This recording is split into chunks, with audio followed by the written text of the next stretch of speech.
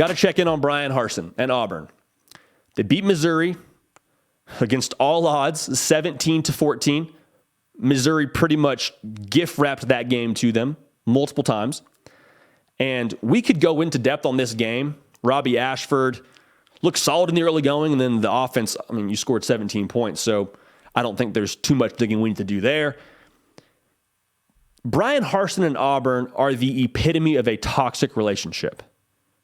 Legitimately. I'm not going to do the whole Webster's dictionary defines it as this, but there were some synonyms that go along with toxic relationships. Tell me if this sounds like something you've associated with Auburn. Unsupported, demeaned, attacked. That's 3 for 3 for those you keeping track at home. Bryan Harsin, unless you've been living under a rock, you know they more or less tried to fire him this past offseason. Credit to Bryan Harsin. They missed. He's still the head coach. He's still doing his best. His team is still, to my understanding, bought in for the most part, even after a tough loss to Penn State. Find a way to beat Missouri in miracle in Jordan Hare kind of fashion. Miracle in Jordan Hare kind of fashion. Caught ourselves there. Bruce Feldman, who is an extremely reliable source within the college football world, he reported before this game, if Auburn had lost this game, they were ready to fire him as soon as Sunday, so today. If Auburn loses that game to Missouri, if Pete gets in the end zone, we might be having a conversation about how Bryan Harsin isn't the head coach at Auburn anymore. It feels like the writing is even more than on the wall. It feels inevitable. He will be fired as the head coach at Auburn, which we don't necessarily think is fair, but that's the way life goes. This is toxic. This isn't helping anybody. If you're Auburn, you've got a head coach that you don't want there.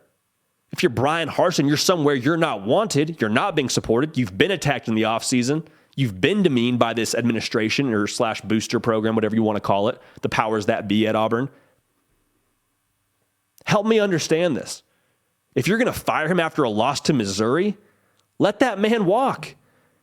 I mean, I understand that Bryan Harsin is going to fight tooth and nail for this job and going to fight till the bitter end, and that's why we support him on this program. That's why I think he's made of the right stuff that Auburn ultimately needs in the long term. But if you're going to fire him after a loss to Missouri during week 4 of the college football season, pay that man his 15 M's and let him go be an analyst at Bama.